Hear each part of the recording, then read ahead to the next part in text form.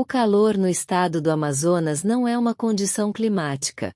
É uma criatura consciente que envolve seu pescoço com seus membros úmidos e pesados e se recusa a soltar. Para Elias, um homem que passou a última década escondido nas sombras cinzentas e de concreto de Curitiba, a parede verde da selva parecia um punho se fechando. Ele estava sentado na parte de trás de um barco peco-peco enferrujado, o motor de popa gritando uma prece mecânica e áspera no ar úmido. Ele não estava ali pela beleza da floresta tropical ou pela majestade do rio. Ele estava ali porque um homem morto lhe enviará um mapa. E Elias era o único vivo que sabia ler os símbolos. O anzol que arrancou Elias de seu exílio autoimposto foi uma única fotografia amarelada que chegará em um envelope sem remetente. Mostrava uma pequena clareira na floresta, um grupo de indígenas em frente a uma árvore antiga e imponente, e um homem, o irmão de Elias, Marcos, sorrindo com um triunfo que Elias sabia ser uma sentença de morte. Marcos estava desaparecido havia 5 anos. Presumido morto após um acidente de mineração que todos na capital sabiam ser, na verdade, uma execução. Mas na foto, Marcos segurava uma pedra negra que parecia engolir a luz ao seu redor. Era uma pedra do vazio, um mineral tão raro e cientificamente impossível que sua existência reescreveria as leis da física e as contas bancárias dos homens mais perigosos do mundo. Elias apertou a mochila, sentindo o peso da própria culpa. Era geólogo de profissão, mas covarde por opção. 5 anos atrás, quando os garimpeiros vieram buscar Marcos, Elias ficou na caminhonete. Ouviu os tiros, viu a fumaça e engatou a marcha ré, dirigindo até que a selva se tornasse uma lembrança distante. Trocou a vida do irmão pelo próprio silêncio. Agora, a selva estava cobrando a dívida. O piloto do barco, um homem com pele curtida como couro e olhos que pareciam enxergar através da água turva, desligou o motor. O silêncio que se seguiu foi aterrador. Não era ausência de som, era uma parede de ruído, o grito estridente das araras, o estalar rítmico dos insetos e o alerta gutural e grave dos bugios. Aqui é onde a água chega, disse o piloto, com a voz rouca e seca. O resto é para os pés e para a alma. Mas lembre-se, a selva não leva o que não quer.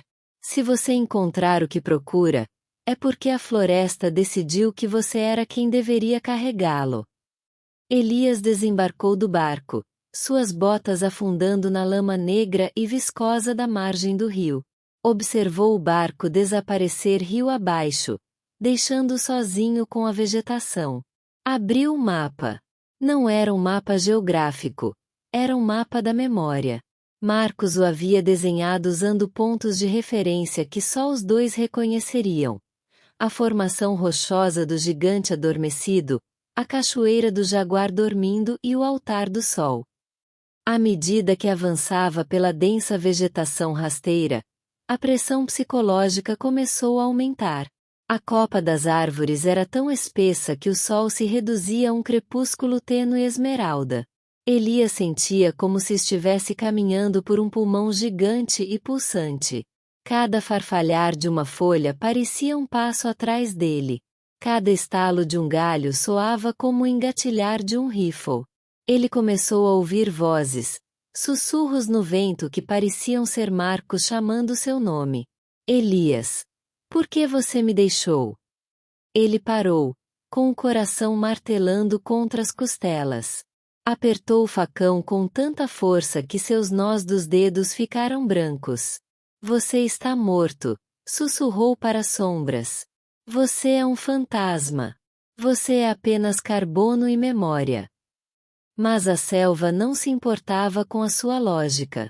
Ele chegou ao gigante adormecido ao pôr do sol. Era uma enorme crista de calcário que parecia um homem deitado de costas, olhando para as estrelas escondidas. Elias montou um pequeno acampamento, mas dormir era impossível. A escuridão era absoluta, um veludo espesso que pressionava seus olhos. Ele começou a experimentar distorções sensoriais. O cheiro de fumaça de lenha se transformou no cheiro de pólvora do dia em que Marcos morreu. O som da chuva se transformou no som da risada de seu irmão. Ele estava sendo caçado, não por onças ou homens, mas pelo peso de sua própria traição. Ele percebeu que a pedra do vazio não era apenas um mineral, era um catalisador para a alma.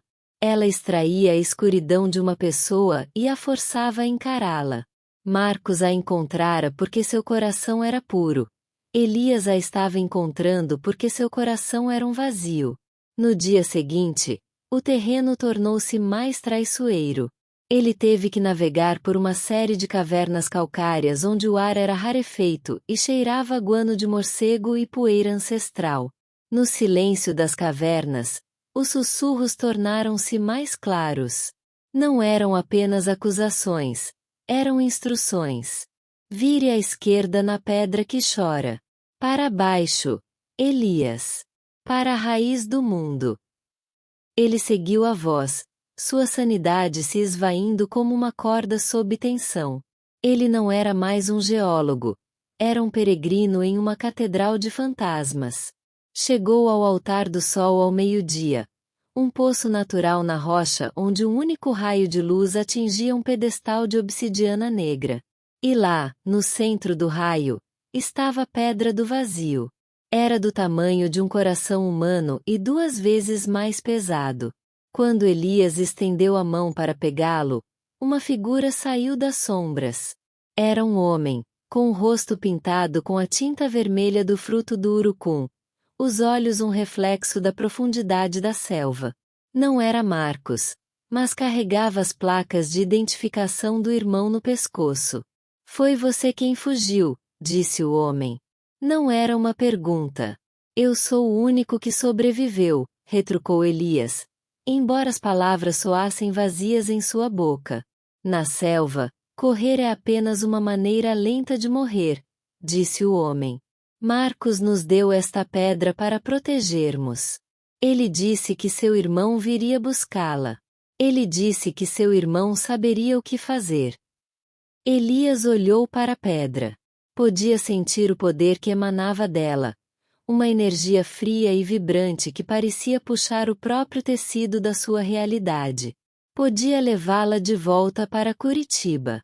Podia vendê-la aos conglomerados de mineração. Podia ser o homem mais rico do Brasil. Podia comprar uma nova vida, um novo nome, uma nova história. Mas então ele olhou para o homem e viu as ruínas da aldeia que Marcos tentará salvar. Viu as cicatrizes na terra onde os garimpeiros ilegais haviam usado mercúrio para envenenar a água. Viu o rosto do menino na fotografia. A redenção não estava em encontrar a pedra. Estava em recusá-la. Não aguento mais, disse Elias, com a voz embargada. Por quê? Perguntou o homem. Porque eu não sou o homem que merece isso. E porque o mundo não está preparado para tanta escuridão. Elias percebeu que os homens que enviaram a foto não eram os que queriam que a pedra fosse encontrada. A selva havia enviado. Era um teste. Se ele pegasse a pedra, seria caçado até o fim de seus dias, um escravo do vazio. Se a deixasse, seria livre. Ele me disse para te dar isto, disse o homem, entregando a Elias um pequeno pássaro de madeira esculpido à mão. Era o mesmo pássaro que Marcos havia esculpido para Elias quando eram crianças. Na parte de baixo, com a letra de Marcos, estavam 4 palavras. A verdade é estridente. Elias então compreendeu. Ele não precisava da pedra para encontrar a redenção.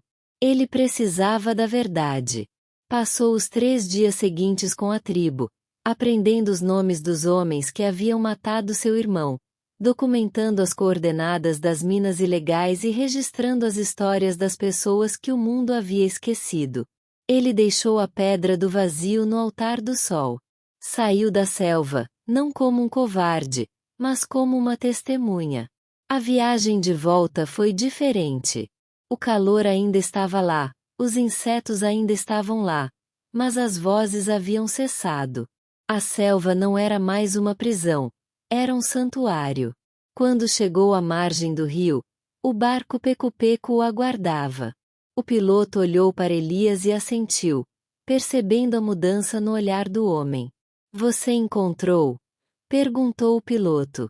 Encontrei tudo, disse Elias. Elias voltou para a cidade, mas não foi para seu apartamento. Ele foi à Polícia Federal. Foi aos jornais. Passou o ano seguinte em um turbilhão de tribunais e depoimentos. Encarou os homens que um dia temera. Contou a história da fumaça, dos tiros e da pedra negra que não existia. Viu os impérios da mineração ruírem sob o peso de suas provas. Viu o acidente na mina ser reclassificado como um massacre. Ele perdeu a carreira. Perdeu a riqueza. Passou 6 meses sob custódia protetiva. Mas todas as noites, ao fechar os olhos, não ouvia os gritos do passado. Ouvia o som do vento entre os mogno. Ouvia o pulsar do rio. Sua redenção não foi um grande final. Foi um ritmo tranquilo e constante. Ele acabou retornando à Amazônia, não como geólogo de uma grande empresa, mas como professor em uma pequena escola numa aldeia recuperada do mar. Ensinou às crianças como ler as rochas, como proteger a água e como ouvir a floresta. Ele ainda guarda o pássaro de madeira. Mantém-no sobre a mesa, como um lembrete de que a verdade é a única coisa capaz de preencher um vazio. E às vezes, nos momentos de silêncio antes da chuva tropical começar a cair, ele contempla o verde profundo do coração da floresta e sussurra um agradecimento ao irmão que finalmente encontrou no silêncio. A história de Elias e da Pedra do Vazio tornou-se uma lenda na região. Uma história contada para lembrar as pessoas que a selva tudo vê e nada esquece. Dizem que a pedra ainda está lá, à espera no altar do sol, mas só pode ser encontrada por quem estiver disposto a perder tudo para encontrar a si mesmo. Elias viveu uma vida longa e simples. Nunca ficou famoso. Nunca ficou rico. Mas quando finalmente faleceu, toda a aldeia se reuniu na margem do rio. Não lamentaram uma vítima. Celebraram um protetor. Soltaram 1000 velas flutuantes no Tapajós, uma constelação de luz que refletia as estrelas que Marcos outrora amara. E no coração profundo e úmido do Brasil, a muralha verde da selva erguia-se imponente, testemunha silenciosa de um homem que finalmente aprenderá que a coisa mais importante que se pode resgatar da escuridão é a própria alma. O suspense de sua vida havia terminado, as correntes psicológicas se romperam e a redenção se completará. A selva respirava e, pela primeira vez em uma eternidade, o ar parecia leve.